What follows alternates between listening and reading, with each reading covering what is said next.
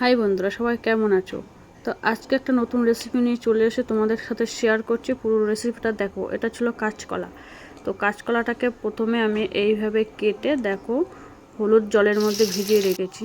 তারপরে হালকা করে ভেজে ভাজার পরে এরকম হালকা, খুব একটা ভাজা হবে না।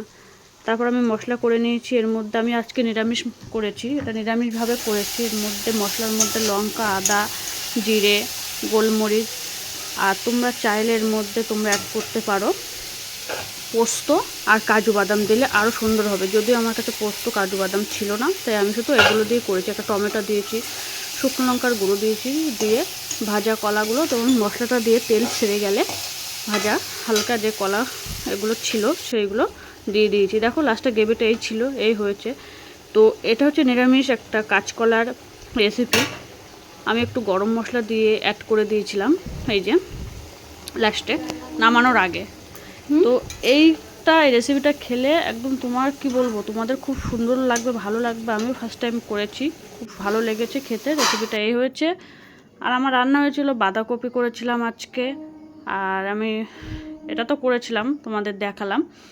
আর ছিল ডিমের বড়া, মাছের ডিমের বড়া। এই আমার রেসিপি ছিল আজকে খাওয়া দাওয়া। তো আমি গরম গরম ভাতের সাথে কাঁচকলার এই রেসিপিটা দিয়ে দিলাম। আমার বর তো প্রথমে দেখে বলছে এটা কি মাছ? আমি বলছি না, খেয়ে দেখো তো কি বলো। ও বলছে খেয়ে খুব সুন্দর হয়েছে, মানে এত সুন্দর হয়েছে কেউ বলবেই না এটা কাঁচকলার। প্রথমে তুমি দেখেই বুঝতে পারবে না। ভালো লাগলে শেয়ার করো। টাটা।